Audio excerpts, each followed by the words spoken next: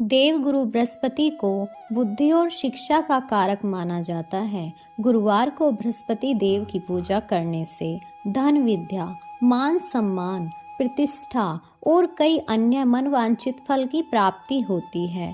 धार्मिक ग्रंथों के अनुसार गुरुवार को भगवान बृहस्पति की पूजा का विधान है। गुरुवार के दिन व्रत और कथा सुनने से घर परिवार में सुख समृद्धि बनी रहती है। आइए जानते हैं गुरुवार व्रत कथा के बारे में। गुरुवार व्रत कथा के अनुसार प्राचीन काल की बात है। किसी राज्य में एक बड़ा प्रतापी और दानी राजा राज करता था। वह हर गुरुवार को व्रत रखकर दीन दुखियों की मदद करके पुण्य प्राप्त करता था। परंतु ये बात उसकी रानी को अच्छी नहीं लगती थी। वह न तो व्रत करती और न ही दान पुण्य में विश्वास रखती थी। इतना ही नहीं, वह राजा को भी ऐसा करने से मना करती थी। एक समय की बात है, राजा शिकार खेलने के लिए वन गए। घर पर रानी और दासी थी। उसी समय गुरु बृहस्पति देव साधु का रूप धारण कर राजा के दरवाजे पर भिक्षा मांगने आए। साधु ने जब रानी से भिक्षा मांगी तो वह कहने लगी, हे साधु महाराज, मैं इस दान और पुण्य से तंग आ चुकी हूँ।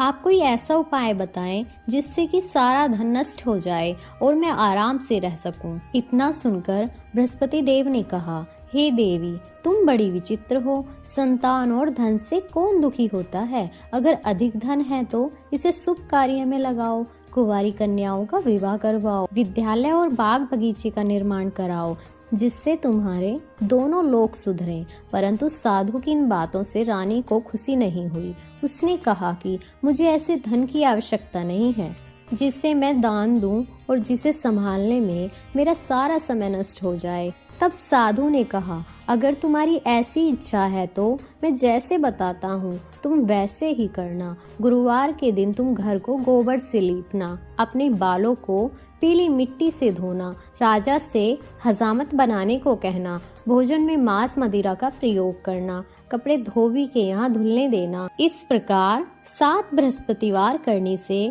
तुम्हारा सारा धन नष्ट हो जाएगा। इतना कहकर साधु के रूप में बृहस्पति देव अंतर ध्यान हो गए। साधु के अनुसार कही बातों को पूरा करते हुए रानी को केवल 3 बृहस्पतिवार ही बीते थे कि उसकी समस्त धन संपत्ति नष्ट हो गई। भोजन के लिए राजा का परिवार तरसने लगा। तब एक दिन राजा ने रानी से बोला कि हे रानी, तुम यहीं रहो, मैं दूसरे देश को जाता हूँ, क्योंकि यहाँ पर हमें सभी लोग जानते हैं, इसलिए मैं कोई छोटा कार्य नहीं कर सकता। ऐसा कहकर राजा दूसरे देश चला गया।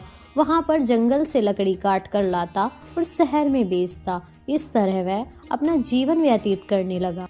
इधर एक बार जब रानी और दासी को 7 दिन तक बिना भोजन के रहना पड़ा तो रानी ने अपनी दासी से कहा, हे दासी, पास ही के नगर में मेरी बहन रहती है, वह बड़ी धनवान है। तू उसके पास जा और कुछ ले आ ताकि थोड़ी बहुत गुजर बसर हो सके। दासी रानी की बहन के पास गई। उस दिन गुरुवार था और रानी की बहन उस समय बृहस्पतिवार व्रत की कथा सुन रही थी। दासी ने रानी की बहन को अपनी रानी का संदेश दिया, लेकिन रानी की बड़ी बहन ने कोई उत्तर नहीं दिया। जब दासी को रानी की बहन से कोई उत्तर नहीं मिला तो वह बहुत दुखी हुई और उसे क्रोध भी आया। दासी ने वापस आकर रानी को सारी बात बता दी। ये सुनकर रानी ने अपने भाग्य को कोसा। उधर रानी की बहन ने सोचा कि मेरी बहन की दासी आई थी, परंतु मैं उससे नहीं बोली, इससे वह बहुत दुखी होगी।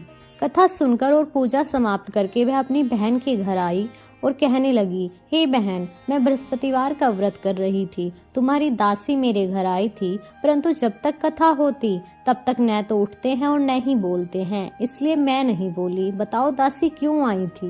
रानी बोली, बहन, तुमसे क्या छिपा है, हमारे घर में खाने तक को अनाज नहीं है। ऐसा कहते कहते रानी की आंखें भर आईं। उसने दासी समेत पिछले 7 दिनों से भूखे रहने की पूरी बात अपनी बहन को बता दी। रानी की बहन बोली, देखो बहन, भगवान बृहस्पति सबकी मनोकामनाओं को पूर्ण करते हैं। देखो शायद तुम्हारे घर में भी अनाज रखा हो। पहले तो रानी को विश्वास नहीं हुआ पर बहन के आग्रह करने पर उसने अपनी दासी को अंदर भेजा तो उसे सचमुच अनाज से भरा एक घड़ा मिल गया। ये देखकर दासी को बड़ी हैरानी हुई। दासी रानी से कहने लगी, हे रानी, जब हमको भोजन नहीं मिलता तो हम व्रत ही तो करते हैं, इसलिए क्यों ना इनसे व्रत और कथा की विधि पूछ ली जाए ताकि हम भी व्रत कर सकें। तब रानी ने अपनी बहन से बृहस्पतिवार के व्रत के बारे में पूछा। उसकी बहन ने कहा, बृहस्पतिवार के व्रत में चने की दाल और मुनक्का केले के जड़ में अर्पित करें तथा दीपक जलाएं, व्रत कथा सुने और पीले भोजन ही करें। इससे बृहस्पति देव और भगवान विष्णु प्रसन्न होते हैं। व्रत और पूजा की विधि बताकर रानी की बहन अपने घर लौट गई। 7 दिन के बाद जब गुरुवार आया तो रानी और दासी ने व्रत रखा। वह गुड़साल में जाकर चना और गुड़ लेकर आई। फिर उसने केले की जड़ तथा विष्णु भगवान की पूजा की। अब पीला भोजन की चिंता को लेकर दोनों बहुत दुखी हुई। चूंकि उन्होंने व्रत रखा था इसलिए बृहस्पति देव उनसे प्रसन्न थे। वह एक साधारण व्यक्ति का रूप धारण कर 2 थालों में पीला भोजन दासी को दे गए। भोजन पाकर दासी प्रसन्न हुई और फिर रानी के साथ मिलकर भोजन ग्रहण किया। उसके बाद वह सभी गुरुवार को व्रत और पूजा करने लगी। बृहस्पति देव की कृपा से उनके पास फिर से धन संपत्ति आ गई, परंतु रानी फिर से पहले की तरह आलस्य करने लगी। तब दासी बोली, देखो रानी, तुम पहले भी इस प्रकार का आलस्य करती थी। तुम्हें धन रखने में कष्ट होता था, इस कारण सभी धन नष्ट हो गया, और अब जब देव बृहस्पति की कृपा से धन मिला है तो तुम्हें फिर से आलस्य होने लगा है। रानी को समझाते हुए दासी कहती है कि बड़ी मुसीबतों के बाद हमने ये धन पाया है, इसलिए हमें दान पुण्य करना चाहिए, भूखों को भोजन कराना चाहिए और धन और शुभ कार्यों में खर्च करना चाहिए, जिससे तुम्हारे कुल का यश बढ़ेगा, स्वर्ग की प्राप्ति होगी और पितृ प्रसन्न होंगे। दासी की बात मानकर रानी अपना धन शुभ कार्यों में खर्च करने लगी। उधर एक दिन राजा दुखी होकर जंगल में एक पेड़ के नीचे आसन जमाकर बैठ गया। वह अपनी दशा को याद करके व्याकुल होने लगा। बृहस्पतिवार का दिन था। एकाएक उसने देखा कि निर्जन वन में एक साधु प्रकट हुए। वह साधु वेश में स्वयं बृहस्पति देवता थे। लकड़हारे के सामने आकर बोले, हे लकड़हारे, इस सुनसान जंगल में तो चिंता मगन क्यों बैठा है? लकड़हारे ने दोनों हाथ जोड़कर प्रणाम किया और उत्तर दिया, महात्मा जी, आप सब कुछ जानते हैं, मैं क्या कहूँ? यह कहकर रोने लगा और साधु को अपनी आत्मकथा सुनाई।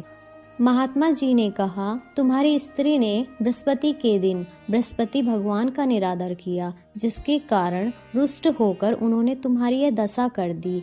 अब तुम चिंता को दूर करके मेरे कहने पर चलो तो तुम्हारे सभी कष्ट नष्ट हो जाएंगे और भगवान पहले से भी अधिक धन संपत्ति तुम्हें देंगे। तुम बृहस्पति के दिन कथा किया करो। 2 पैसे के चने मुनक्खा लाकर उसको प्रसाद बनाकर और शुद्ध जल से लोटे में शक्कर मिलाकर अमृत तैयार करो। कथा के पश्चात अपने सारे परिवार और सुनने वाले प्रेमियों में अमृत व प्रसाद बांटकर आप भी ग्रहण करो। ऐसा करने से भगवान तुम्हारी सभी मनोकामनाएं पूर्ण करेंगे। साधु के ऐसे वचन सुनकर लकड़हारा बोला, हे प्रभु, मुझे लकड़ी बेचकर इतना पैसा नहीं मिलता जिससे भोजन के उपरांत कुछ बचा सकूं।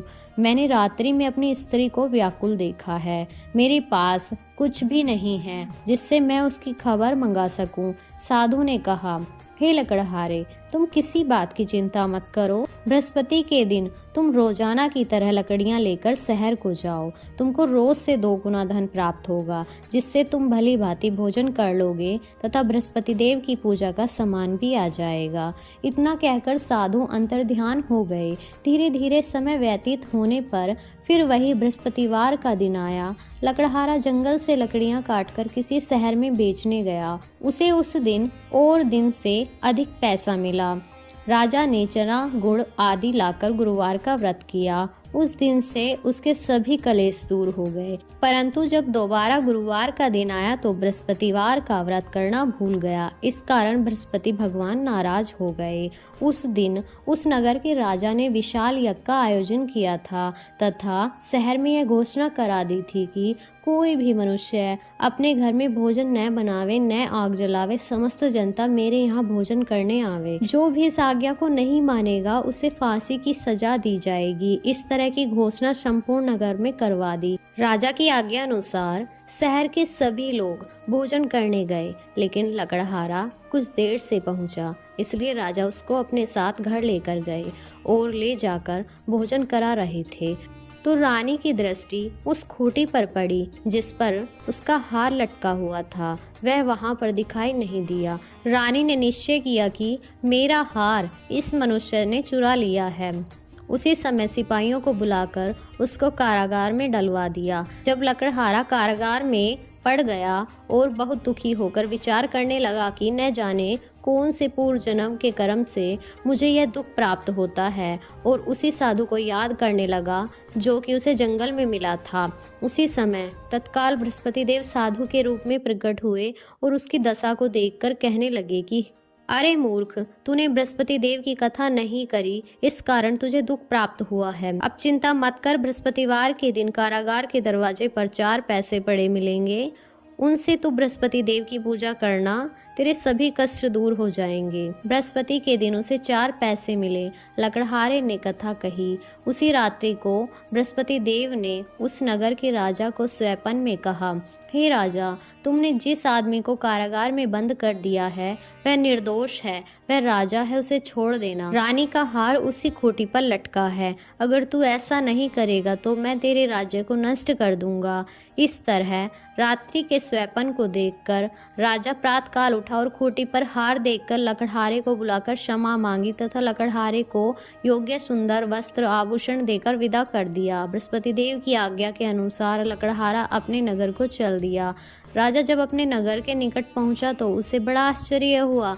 नगर में पहले से ही अधिक बाग, तालाब, कुएं और बहुत सी धर्मशालाएं, मंदिर आदि बन गई हैं। राजा ने पूछा, यह किसका बाग और धर्मशाला है? तब नगर के सब लोग कहने लगे कि यह सब रानी और बांदी के हैं।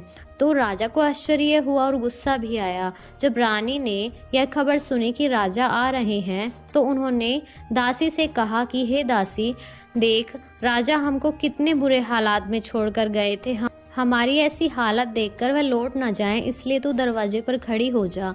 आज्ञा अनुसार दासी दरवाजे पर खड़ी हो गई। राजा आए तो उन्हें अपने साथ लेकर आना। तब राजा ने क्रोध करके अपने रानी से पूछा कि यह धन तुम्हें कैसे प्राप्त हुआ? तब उन्होंने कहा, हमें यह सब धन बृहस्पति देव के इस व्रत के प्रभाव से प्राप्त हुआ है। राजा ने निश्चय किया कि 7 रोज बाद तो सभी बृहस्पति देव का पूजन करते हैं, परंतु मैं प्रतिदिन 3 बार कहानी तथा रोज व्रत किया करूंगा। अब हर समय राजा के दुपट्टे में चने की दाल बंधी रहती तथा दिन में 3 बार कहानी कहता। एक रोज राजा ने विचार किया कि चलो अपनी बहन के यहाँ होकर आते हैं। इस तरह निश्चय कर राजा घोड़े पर सवार होकर अपनी बहन के यहाँ को चलने लगा। मार्ग में उसने देखा कि कुछ आदमी एक मुर्दे को लेकर जा रहे हैं। उन्हें रोककर राजा कहने लगा, अरे भाइयों, मेरी बृहस्पति देव की कथा सुन लो। वे बोले, लो, हमारा तो आदमी मर गया, इसको अपनी कथा की पड़ी है। परंतु कुछ आदमी बोले, अच्छा कहो, हम तुम्हारी कथा भी सुनेंगे। राजा ने दाल निकाली और जब कथा आदि हुई तो मुर्दा हिलने लगा। जब कथा समाप्त हो गई तो राम राम करके मनुष्य उठकर खड़ा हो गया। आगे मार्ग में उसे एक किसान खेत में हल चलाता मिला। राजा ने उसे देखा और उससे बोला, अरे भाई, तुम मेरी बृहस्पतिवार की कथा सुन लो। किसान बोला, जब तक मैं तेरी कथा सुनूंगा तब तक 4 हरिया जोत लूंगा। जा अपनी कथा किसी और को सुना। इस तरह राजा आगे चला। राजा के हटते ही बैल पछाड़ खाकर गिर गए तथा किसान के पेट में बड़ी जोर से दर्द होने लगा। उस समय उसकी माँ रोटी लेकर आई। उसने जब यह देखा तो अपने पुत्र से सब हाल पूछा और बेटे ने सभी हाल कह दिया। तो बुढ़िया दौड़ी दौड़ी उस घुड़सवार के पास गई और उससे बोली कि मैं तेरी कथा सुनूंगी, तो अपनी कथा मेरे खेत पर चलकर ही कहना। राजा ने बुढ़िया के खेत पर जाकर कथा कही, जिसे सुनते ही वह बैल उठ खड़े हुए तथा किसान के पेट का दर्द भी बंद हो गया। राजा अपनी बहन के घर पहुंचा। बहन ने भाई की खूब मेहमानी की। दूसरे रोज प्रातःकाल राजा जगा तो वह देखने लगा कि सब भोजन कर रहे हैं। राजा ने अपनी बहन से कहा, ऐसा कोई मनुष्य है जिसने भोजन नहीं किया हो? मेरी बृहस्पतिवार की कथा सुन ले। बहन बोली, हे भैया, यह देश ऐसा है कि पहले यहाँ लोग भोजन करते हैं, बाद में अन्य काम करते हैं। अगर कोई पड़ोस में हो तो देख आऊं। वह ऐसा कहकर देखने चली गई, परंतु उसे कोई ऐसा व्यक्ति नहीं मिला जिसने भोजन न किया हो। अतः वह एक कुम्हार के घर गई जिसका लड़का बीमार था। उसे मालूम हुआ कि उनके यहाँ 3 रोज से किसी ने भोजन नहीं किया है। रानी ने अपने भाई की कथा सुनने के लिए कुम्हार से कहा। वह तैयार हो गया। राजा ने जाकर बृहस्पतिवार की कथा कही, जिसको सुनकर उसका लड़का ठीक हो गया। अब तो राजा की प्रशंसा होने लगी। एक रोज राजा ने अपनी बहन से कहा कि हे बहन, हम अपने घर को जाएंगे, तुम भी तैयार हो जाओ। राजा की बहन ने अपनी सास से कहा। सास ने कहा, हाँ चली जा, परंतु अपने लड़कों को मत लेकर जाना, क्योंकि तेरे भाई की कोई औलाद नहीं है। बहन ने अपने भैया से कहा, हे भैया, मैं तो चलूंगी पर कोई बालक नहीं आएगा। राजा बोला, जब कोई बालक नहीं चलेगा तब तुम क्या करोगी? बड़े दुखी मन से राजा अपने नगर को लौट आया। राजा ने अपनी रानी से कहा, हम निर्वंशी हैं, हमारा मुंह देखने का धर्म नहीं है और कुछ भोजन आदि नहीं किया। रानी बोली, हे प्रभु, बृहस्पति देव ने हमें सब कुछ दिया है, वह हमें औलाद भी अवश्य देंगे। उसी रात को बृहस्पति देव ने राजा से स्वप्न में कहा, हे राजा, उठ, सभी सोच त्याग दे, तेरी रानी गर्भ से है। राजा को यह बात सुनकर बड़ी खुशी हुई। 9वें महीने में उसके गर्भ से एक सुंदर पुत्र पैदा हुआ तथा राजा बोले, हे रानी, स्त्री बिना भोजन के रह सकती है पर बिना कहे नहीं रह सकती। जब मेरी बहन आए तो उससे कुछ मत कहना। जब राजा की बहन ने यह शुभ समाचार सुना तो वह बहुत खुश हुई तथा बधाई लेकर अपने भाई के यहाँ आई। तभी रानी ने कहा, घोड़ा चढ़कर तो नहीं आई, गधा चढ़ी आई। राजा की बहन बोली, भाभी, मैं इस प्रकार न कहती तो तुम्हें औलाद कैसे मिलती? बृहस्पति देव ऐसे ही हैं, जैसी जिसके मन में कामना है सभी को पूर्ण करते हैं। जो सद्भावना पूर्वक बृहस्पतिवार का व्रत करता है एवं कथा पढ़ता है या सुनता है, दूसरों को सुनाता है, बृहस्पति देव उसकी सभी मनोकामनाओं को पूर्ण करते हैं। इसी प्रकार हम भी भगवान बृहस्पति देव से आग्रह करते हैं कि जो भी हम कथा कह रहे हैं और जो भी इसे सुनने वाले हैं, हम सभी की मनोकामनाओं को पूर्ण करें। धन्यवाद।